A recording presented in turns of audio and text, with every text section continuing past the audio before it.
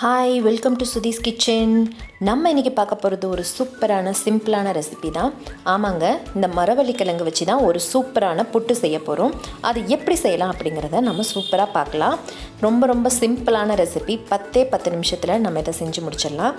வாங்க இதை எப்படி செய்யலாம் அப்படிங்கிறத நம்ம பார்க்கலாம். ஸோ இதுக்கு நான் ஒரு பெரிய மரவள்ளி கிழங்கை எடுத்து வச்சுருக்கேன். இதை நம்ம கிரேட் பண்ணிவிட்டு நம்ம செய்ய போகிறோம்.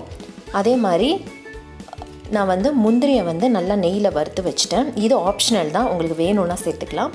அப்புறமா தேங்காய், அரை மூடி தேங்காவை நல்லா துருவி எடுத்து வச்சாச்சு. ஸோ ஃபஸ்ட்டு நம்ம என்ன பண்ண போகிறோம் அப்படின்னா, இதை எல்லாத்தையும் நல்லா தோல் சீவிட்டு அப்புறமா நல்லா கிரேட் பண்ணிக்க போகிறோம். கிரேட் பண்ணிவிட்டு என்ன பண்ண போகிறோம், அதை அப்படியே வச்சு தான் நம்ம இந்த புட்டு செய்ய போகிறோம். ரொம்ப சிம்பிளான ரெசிபிங்க. 10 நிமிஷத்தில் சூப்பராக ரெடி ஆகிடும். ஸோ இதை நீங்கள் பிரேக்ஃபாஸ்ட்டுக்கும் சர்வ் பண்ணலாம். பாருங்கள், தோல் சீவியாச்சு. இப்போ இதை சின்ன பீசஸாக கட் பண்ணிவிட்டு அப்புறமா நான் நல்லா கிரேட் பண்ணி எடுத்துக்க போகிறேன். ஸோ இதை மாதிரி கிரேட் பண்ணிக்கலாம். ஸோ நல்லா பூ மாதிரி வெள்ளையாக நல்லா பூ மாதிரி விழும் இந்த மரவள்ளி கிழங்கு. பாருங்கள், நல்லா துருவியாச்சு. இப்போ இதில் இருக்க வாட்டர் கண்டென்ட் எல்லாத்தையும் நம்ம ரிமூவ் பண்ண போகிறோம். ஸோ அதுக்கு நீங்கள் துருவினதுக்கப்புறமா நல்லா கையாலேயே புழிஞ்சு எடுத்துருங்க. அப்போ இதில் இருக்கிற வாட்டர் கண்டென்ட் எல்லாமே வந்துடும். ஸோ பால் மாதிரி வரும். அது எல்லாத்தையுமே நம்ம எடுத்து வச்சிடுறோம். இப்போ சக்கையை மட்டும்தான் எடுத்து வச்சுருக்கோம். ஏன் இந்த மாதிரி பண்ணுறோம் அப்படின்னா, ஸோ உங்களுக்கு புட்டு அவிக்கும் போது ரொம்ப தண்ணியாக ஒரு மாதிரி ஆகிடும். கிழங்கு அவிக்கும் போது தெரியும் பார்த்தீங்களா, அந்த மாதிரி ஆகிடும். ஸோ புட்டு கொஞ்சம் நல்லா சாலிடாக நல்லா திடமாக வேணும் அப்படின்னா இந்த மாதிரி பண்ணுங்கள். அப்போ தான் உங்களுக்கு அந்த லேயராக போடுறதுக்கு ரொம்ப நல்லாயிருக்கும். ஸோ இந்த மாதிரி நல்லா புழிஞ்சு எடுத்து வச்சாச்சு.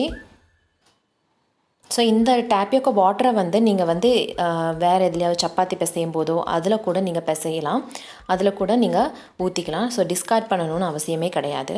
ஸோ இப்போ நமக்கு எல்லாமே ரெடி ஆகிடுச்சு. நம்ம கிரேட் பண்ணி வச்சுருக்கிற இந்த மரவள்ளி கிழங்கு, அப்புறமா தேங்காய், அப்புறமா முந்திரி, அவ்வளோதான். ஸோ இப்போ இந்த குழல் புட்டில் நம்ம ஒவ்வொரு லேயராக போட போகிறோம். உங்ககிட்ட இந்த மாதிரி புட்டு குழாய் இல்லை அப்படின்னா நீங்கள் நார்மலாக இட்லி பாத்திரத்துலேயே ஆவியில் வேக வைப்போம்ல, அது மாதிரி துணியை போட்டு நல்லா வேக வச்சு எடுத்துக்கலாம். அதுவும் ரொம்ப நல்லாயிருக்கும். ஸோ இது ஒரு என்ன சொல்கிறது, இது நல்லா மர்ஜ் ஆகி வரும். அதுவும் நல்லா தான் இருக்கும். இந்த டேஸ்ட்டும் ரொம்ப நல்லாயிருக்கும். ஸோ ஃபஸ்ட்டு லேயர் நம்ம துருவின மரவள்ளி கிழங்கு போட்டாச்சு. அப்புறமா முந்திரி பருப்பு, அப்புறமா ஒரு லேயர் தேங்காய். ஸோ இதே மாதிரி நம்ம ஃபுல்லாக கிட்டத்தட்ட ஃபுல்லாகவுமே நிரப்பக்கூடாது. ஒரு முக்கால்வாசிக்கு கொஞ்சம் அதிகமாக நிரப்புனா போதும் இந்த குழலில். அப்போ தான் வேகும்போது நல்லா கொஞ்சம் அது சைஸ் என்லார்ஜன் ஆகும். ஸோ இந்த மாதிரி ஒவ்வொரு லேயராக நம்ம போட்டு நிரப்பிடலாம். இது செய்கிறதுக்கு 10 நிமிஷம் தான் ஆகும். இதை நீங்கள் பிரேக்ஃபாஸ்ட் ரெசிபியாகவும் நீங்கள் சர்வ் பண்ணலாம். இல்லை அப்படின்னா ஈவினிங் ஸ்நாக்ஸாகவும் கொடுக்கலாம். ஸோ இதில் நிறைய கார்போஹைட்ரேட் இருக்கிறதுனால நம்ம பிரேக்ஃபாஸ்ட்டு இல்லை டின்னராக கூட கொடுக்கலாம். ஒன்றும் பிரச்சனை கிடையாது. ஸோ நார்மலாக எப்பயும் மரவள்ளி கிழங்கை அவிச்சு சாப்பிட்றதுக்கு பதிலாக இது ஒரு டிஃப்ரெண்ட்டான ஒரு ரெசிபி. இதை மாதிரி நீங்கள் ட்ரை பண்ணி பாருங்கள். எப்படி இருந்துச்சு அப்படின்னு சொல்லிட்டு கமெண்ட் போஸ்ட் பண்ணுங்கள்.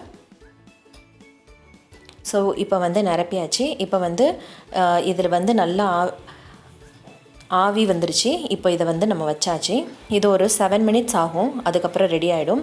அந்த ஓட்டை இருக்குது பார்த்திங்களா, அது வழியாக நல்லா ஆவி வரும். ஸோ அதுதான் வெந்ததுக்கான அடையாளமே. இப்போ நம்ம இதை எடுத்துடலாம். எடுத்துட்டு நல்லா குத்தி விட்டோம் அப்படின்னா நமக்கு அந்த லேயராக அந்த புட்டு சூப்பராக ரெடி ஆகிடும்.